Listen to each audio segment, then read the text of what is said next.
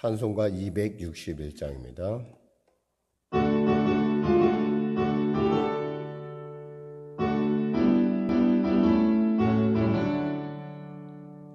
이 세상의 모든 죄를 맡기시는 주의 보혈, 성자 예수 그 귀한 피 찬송하고 찬송하세. 주님 앞을 멀리 떠나 길을 잃고 헤맬 때에 나의 뒤를 따라오사 죄인이 구원하셨도다. 이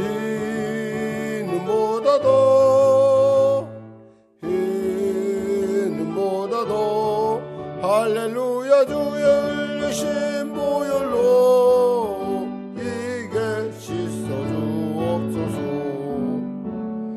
가시관을 쓰셨으니 피로 얼굴 물드셨고 십자가의 모진 고통 나를 위해 당하셨네. 말로 형용할 수 없는 구세주의 구속하심, 그네와 그 신사랑 찬송하고 찬송하세. 이 눈보다도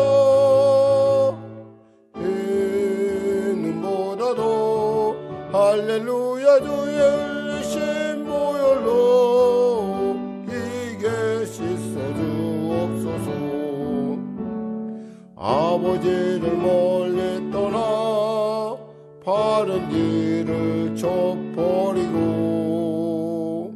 여러 가지 죄악으로 죽음같이 되었으니 물 같은 것 가지고는 씻을 수가 없네. 주여 귀한 무배 피로 날 정결케 하옵소서. 이 눈보다도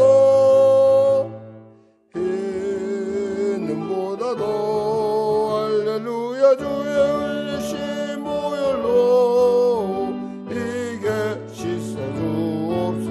가시관을 쓰셨으니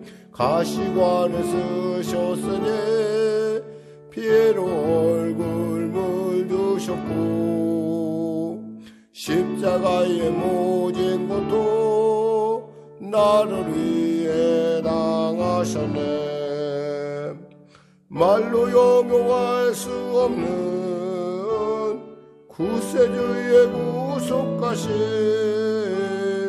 그네와 그 신사랑 찬송하고 찬송하세. 이 눈보다도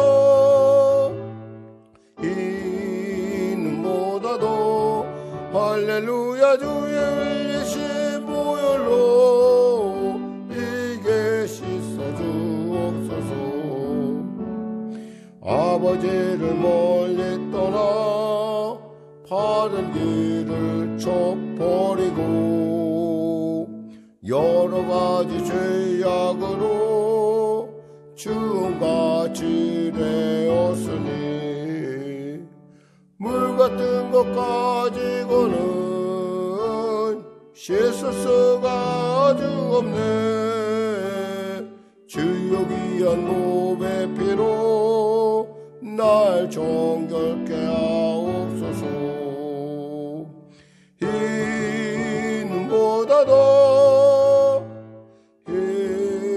눈보다도 할렐루야 주의 흘리신 보혈로 이게 씻어주옵소서.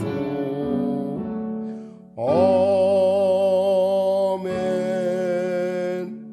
하나님 감사합니다. 오늘 하나님께서 귀하고 복된 아침 허락하여 주시고 또 말씀을 통하여 은혜 나누게 하시고 또 우리에게 주신 귀한 이 환경과 또 시간을 통해서 우리에게 늘 쉬지 아니하시고 우리를 깨닫게 하시고 인도하시는 주님을 찬양합니다. 나라 민족을 불쌍히 여기시고 복음 통일 평화 통일케 하여 주시고 코로나19가 속히 종식되는 은혜를 더하여 주시옵소서. 아울러 안전한 백신 그리고 또 안전한 치료약이 개발되어서 이 코로나로 말미암아 어려움을 겪는 많은 어려운 지체들이 주님 안에서 치료받게 하시고 또 자유함을 얻게 하여 주시옵소서. 전염병을 방지하고 또 그것을 최소화시키기 위해서는 공공보건자들의 보건자들에게 특별히 그 리더들에게 지혜를 주시고 그들이 이 문제를 주 안에서 참으로 하나님 주신 지혜로 잘 수습해 나갈 수 있도록 은혜 베풀어 주시옵소서. 대통령부터 위정자들에게 정직함과 투명함과 좌우나 치치지 않은 균형감을 주셔서 정말 이 민족 이 나라 잘 이끌어 정말 마지막 때 복음을 땅끝까지 전하는 민족으로 쓰임받는 역사 허락하여 주시옵소서. 감기 몸살로 고통하는 우리의 지유를 불쌍히 여기시고 은혜 베풀어 주시고 특별히 이 새벽을 사랑하는 귀한 성도 한 사람 한 사람 주님 만나 주시고 그들의 심령마다 하나님의 놀라운 통치의 역사, 은혜의 역사, 치료의 역사, 살아계심의 증거가 나타나는 놀라운 이 아침 되게 하여 주시옵소서. 감사하며 예수님의 이름으로 기도드립니다. 아멘. 하나님은 살아계십니다. 은혜 나누실 말씀은요, 고린도후서 7장 8절에서 16절 말씀입니다. 고린도후서 7장 8절에서 16절 말씀, 신약성경 293쪽입니다. 신약성경 293쪽, 고린도후서 7장 8절에서 16절 말씀 드시겠습니다. 우리 하나님 말씀 다 피셨으면 우리 같이 합독하도록 하겠습니다. 고린도후서 7장 8절에서 16절 말씀입니다. 그러므로 내가 편지로 너희를 근심하게 한 것을 후회하였으나 지금은 후회하지 아니함은 그 편지가 너희로 잠시만 근심하게 한 줄을 알미라.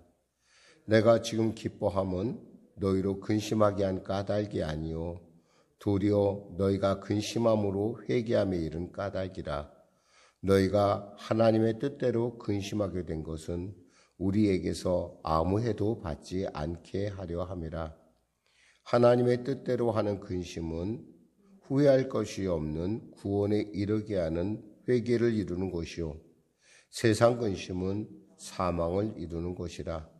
보라, 하나님의 뜻대로 하게 된 이 근심이 너희로 얼마나 간절하게 하며 얼마나 변증하게 하며 얼마나 분하게 하며 얼마나 두렵게 하며 얼마나 사모하게 하며 얼마나 열심히 있게 하며 얼마나 벌하게 하였는가. 너희가 그 일에 대하여 일체 너희 자신의 깨끗함을 나타내었느니라. 그런즉 내가 너희에게 쓴 것은 그 불의를 행한 자를 위한 것도 아니요 그 불의를 당한 자를 위한 것도 아니요 오직 우리를 위한 너희의 간절함이 하나님 앞에서 너희에게 나타나게 하려 함이로라. 이로 말미암아 우리가 위로를 받았고 우리가 받은 위로 위에 디도의 기쁨으로 우리가 더욱 많이 기뻐함은 그의 마음이 너희 무리로 말미암아 안심함을 얻었음이라. 내가 그에게 너희를 위하여 자랑한 것이 있더라도 부끄럽지 아니하니 우리가 너희에게 이른 말이 다 참된 것 같이 디도 앞에서 우리가 자랑한 것도 참되게 되었도다. 그가 너희 모든 사람들이 두려움과 떨므로 자기를 영접하여 순종한 것을 생각하고 너희를 향하여 그의 심정이 더욱 깊었으니 내가 범사에 너희를 신뢰하게 된 것을 기뻐하노라. 아멘. 저는 본문 말씀을 중심으로 하나님의 뜻대로 하는 근심이라는 제목의 말씀을 나누길 원합니다. 먼저 본문을 이야기 앞서서 우리가 이제 상황을 설명하면 그렇습니다. 사도 바울이 고린도 전서를 썼어요. 이제 근로의 집안을 통해서 온 고린도 교회의 얘기를 듣고 나서 사도 바울이 마음이 너무 아팠어요. 파벌이 나눠지고 음란의 죄라든가 또 소송일 가지고 뭐 법정에 올라간다든가 이런 문제들, 정말 먹는 문제, 또 성찬의 문제, 이런 아주 참 자신이 그 고린도 교회에 있었을 때는 생각하지도 못한, 전혀 상상하지 못한 일들이 일어난 걸 듣고 사도 바울이 고린도 전서를 씁니다. 편지를 썼는데 별로 그렇게 효과가 없는 듯 보이자 사도 바울이 고린도 교회를 직접 방문을 하죠. 근데 별로 그 방문한 뜻에 대해서, 방문한 거에 대해서 그렇게 별로 이렇게 성취가 없었어요. 그러니까 방문을 했는데도 불구하고 별로 분쟁이, 그런 어떤 문제들이 해결될 기미가 보이지 않자 바울은 다시 그곳을 떠나서 마게도냐로 오게 됩니다. 그러면서 이제 마지막으로 누구에게 편지를 보내냐? 처음엔 디모데에게 오는데 이제는 디도에게 편지를 보냅니다. 그 마음이라는 게 사실 굉장히 어려웠을 거라고 생각해요. 왜냐하면 본인이 개척한 교회고 또 1년 반 동이나 자기가 정말 애써서 양육한 그 교인들이, 그 교회가 그와 같이 어려움을 겪었다는 얘기를 들으면 또 그 상황을 직접 본인이 보기도 했고 굉장히 어려운 가운데 편지를 쓰게 됩니다. 디도가 가서, 근데 디도랑 원래 그 트로이에서 만나기로 했는데 디도가 오는 것을 기다릴 수가 없을 정도로 마음이 답답한 거예요. 거기다 그래서 이제 마게도냐로 다시 내려왔는데, 마게도냐 내려와서 기다리는데 하나님의 은혜로, 위로하신 하나님의 은혜로 디도를 만나게 됩니다. 그러면서 내가 그렇게 그들을 준엄하게 해서 그들에게 정말 내가 눈물로 정말 간절히 호소하는 편지를 썼는데 그 편지가 진짜 효과가 있었구나. 그 편지를 통해서 고린도 교회가 다시 돌아오는 그런 놀라운 일들을 보고받고 너무너무 기뻤어요.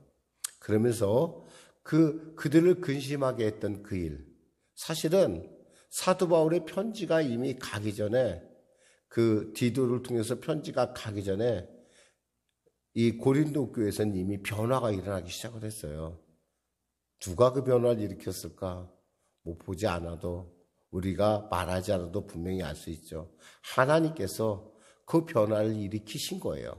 그 일으킨 변화를 갖다가 누가 확인한 거냐?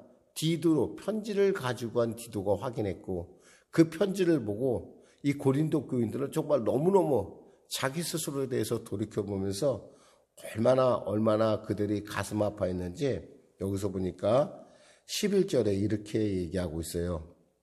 보라, 하나님의 뜻대로 하게 된 이 근심이 너희로 얼마나 간절하게 하며 얼마나 변증하게 하며 얼마나 분하게 하며 얼마나 두렵게 하며 얼마나 사모하게 하며 얼마나 열심히 있게 하며 얼마나 벌하게 하였는가.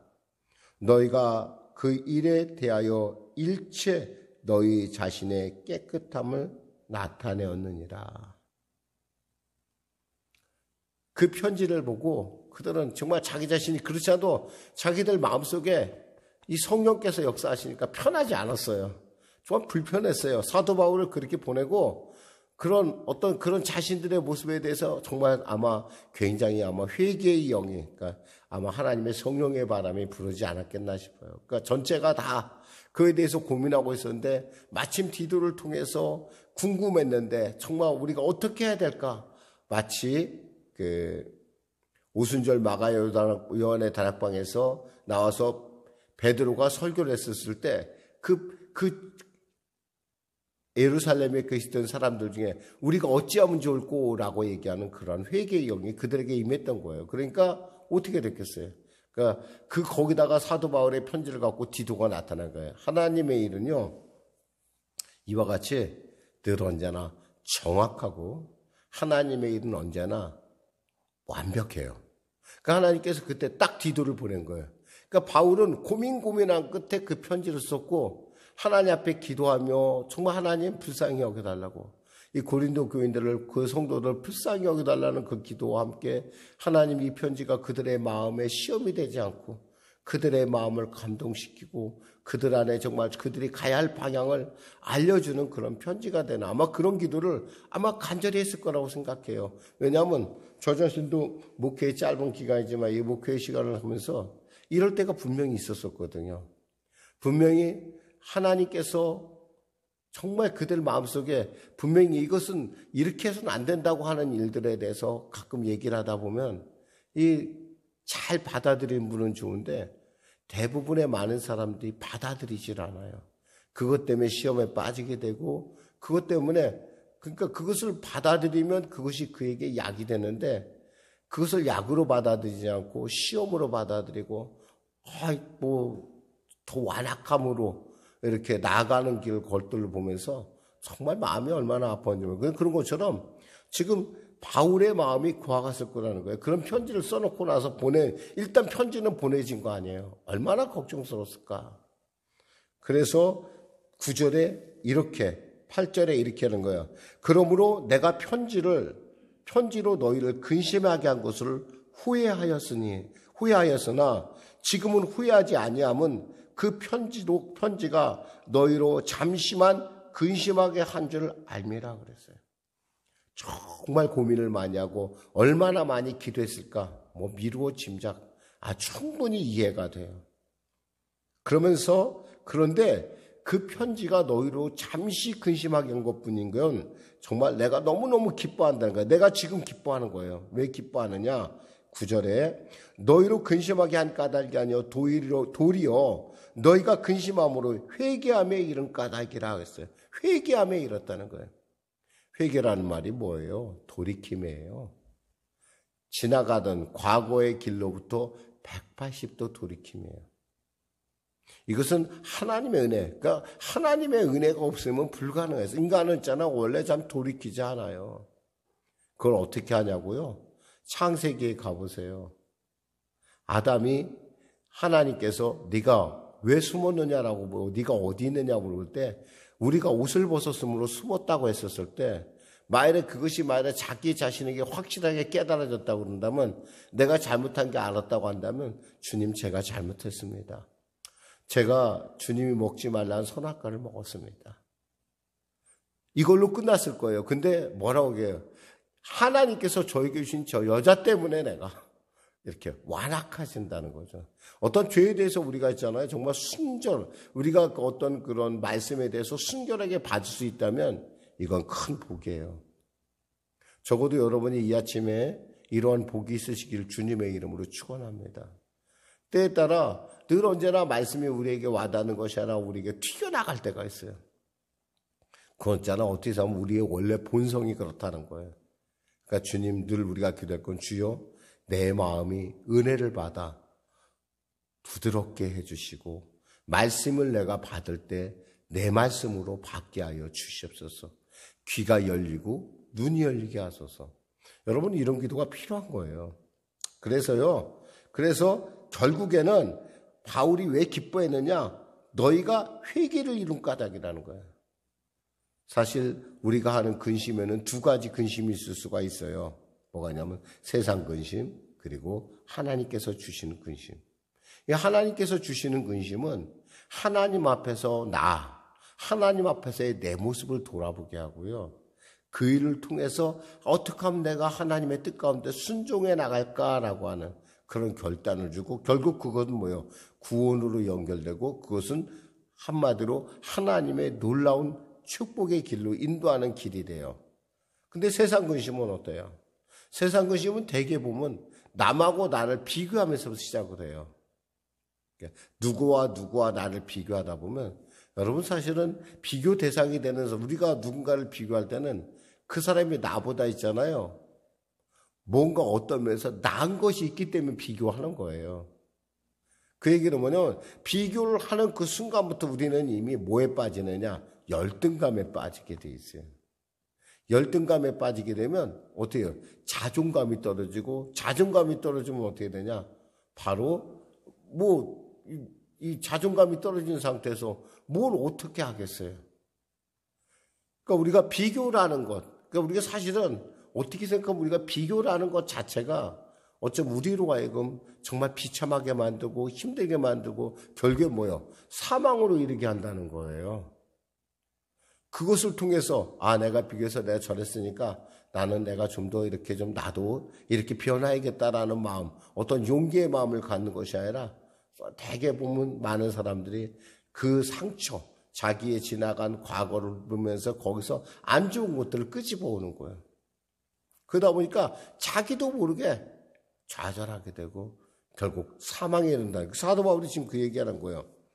10절에 하나님의 뜻대로 하는 근심은 후회할 것이 없는 구원에 이르게 하는 회개를 이루는 것이요 세상 근심은 사망을 이루는 것이니라.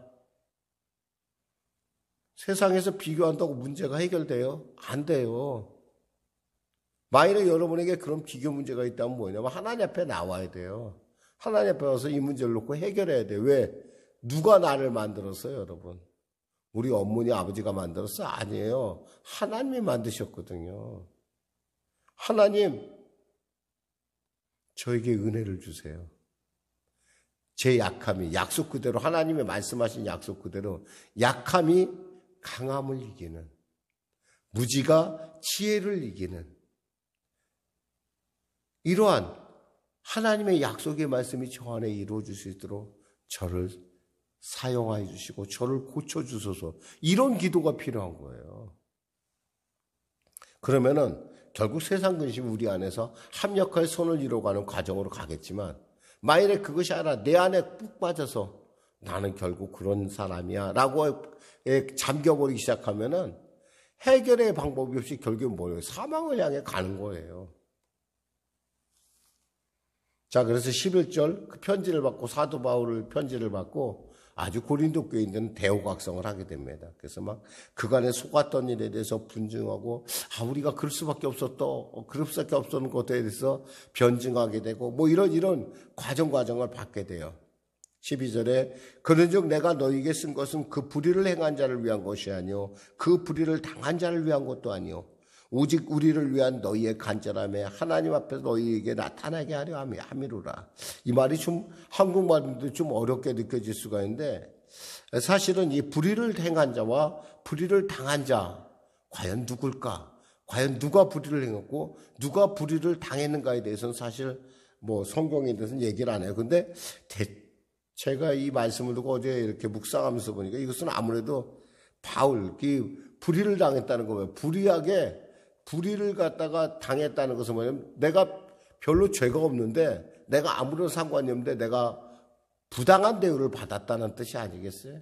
그럼 누가 부당한 대우를 받았을까? 제가 생각하니까 사도 바울 자기 얘기라는 것 같아요. 그러니까 자기가 부당한 대우를 너희들에게 받았는데 내가 부당한 대우를 받았다는 얘기를 하는 것이 아니라 내가 정말 생각하는 것은 뭐냐면 오직 우리를 위한 너희의 간절함, 지금 너희가 회개하고 돌이켜서 너희의 간절함이 하나님 앞에 나타났으면 좋겠다.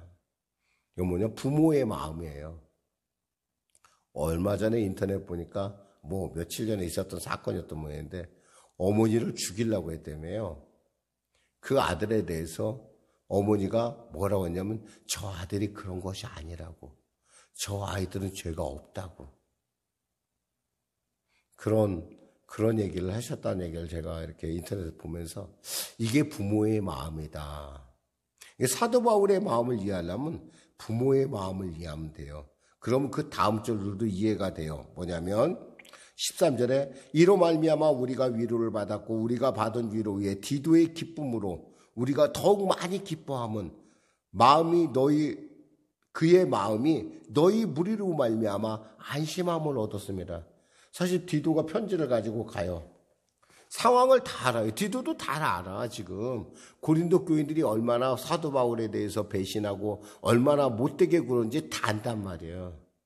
근데 바울은 뭐라고 얘기했냐면 항상 14절에 보면 고린도 교인에 대해서 뭐라고 했냐면 내가 그에게 너희를 위하여 자랑한 것이 있더라도 자랑만 했어요. 그래도 고린도 교회인들 괜찮아. 그들 참, 야, 그런 어려운 상황에서 그렇게 예수를 잘 믿는 사람들 너 본 적이 있느냐? 디도야, 너 그런 소리 하지 마. 정말 너, 정말 고린도 교회처럼 내가 이 땅에 만나본 여러 많은 성도 있지만 그들처럼 정말 그렇게 착한 성도가 없어. 이렇게 얘기를 한다는 거예요. 그래서 자랑을 했어요. 부끄럽지 아니하니 우리가 너희에게 이른 말이 다 참된 것 같이 디도 앞에서 우리가 자랑한 것도 참되게 되었도다. 왜? 이렇게 자랑을 했는데 만일에 디도가 멸실당했으면 어땠을 거예요? 사도 바울의 체면이 땅바닥에 떨어졌을 거 아니에요. 그런데 바울이 얘기한 대로 이 고린도 교인들이 마치 디도를 하나님보다 환송을 했고 또 그의 편지를 보고 그들이 대우각성하고 회개하는 모습을 보이니까 디도가 어땠어요? 안심이 됐다는 거예요. 아, 내가 그냥 온 게 아니라 정말 하나님의 은혜로 내가 왔구나. 이렇게 얘기하는 거예요. 15절에 그가 너희 모든 사람의 두려움과 떨므로 자기를 영접하여 순종한 것을 생각하고 너희를 향한 그의 심정이 더욱 기뻐요. 예, 맞아요. 사도 바울 선생님 말씀이 맞아요. 정말 고린도 교인들은 진짜 세상에서 최고 교회 성도들 같습니다. 라고 감동했다는 거예요. 바울이 뭐예요? 내가 범사에 너희를 신뢰하게 된 것은 내가 너희들을 그렇게 약점을 얘기하고 너희들의 잘못을 얘기하는데 내가 그에게 좋은 일 얘기한 것이 정말 내게 너무 기쁨이 된다 이거예요. 이게 무슨 마음이냐? 부모의 마음이에요. 기도하겠습니다. 하나님 감사합니다. 우리도 부모의 마음을 갖게 하여 주시고 우리도 주님이 주시는 근심, 그 근심을 두려워할 것이 아니라 근심을 통하여 하나님의 뜻을 아는 우리 모두가 되게 하여 주시옵소서. 예수님의 이름으로 기도드립니다. 아멘. 우리 말씀 생각하며 찬양하며 기도하겠습니다. 찬송가 390장입니다.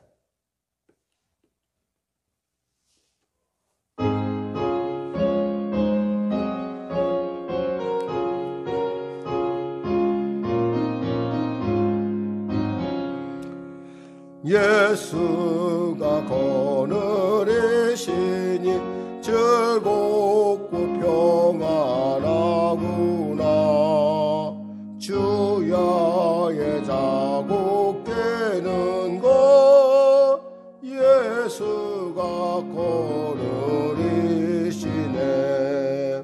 주날 항상 돌보시고 날 친히 거느리시네.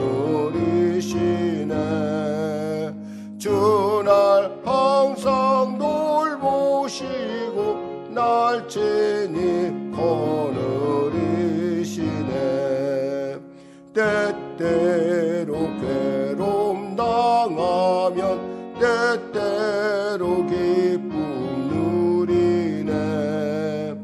풍파 중에 지키시고 평안히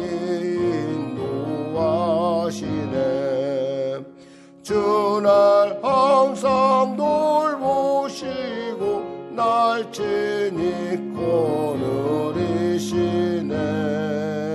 주날 항상 돌보시고 날 친히 거느리시네.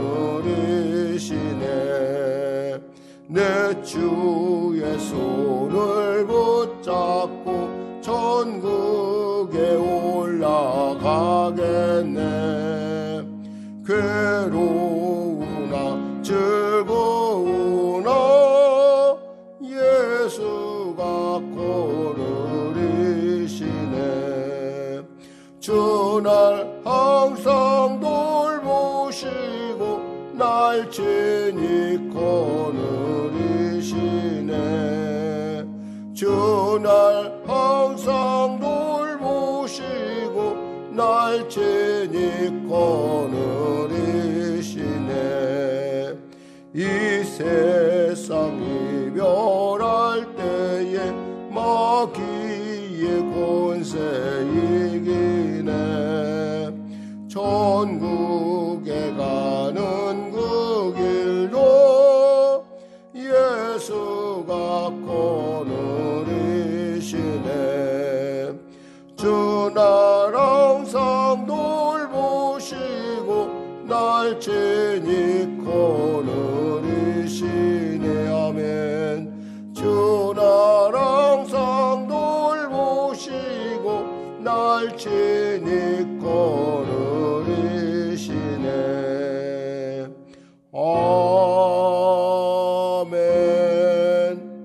하늘에 계신 우리 아버지, 아버지의 이름을 거룩하게 하시며 아버지의 나라가 오게 하시며 아버지의 뜻이 하늘에서와 같이 땅에서도 이루어지게 하소서.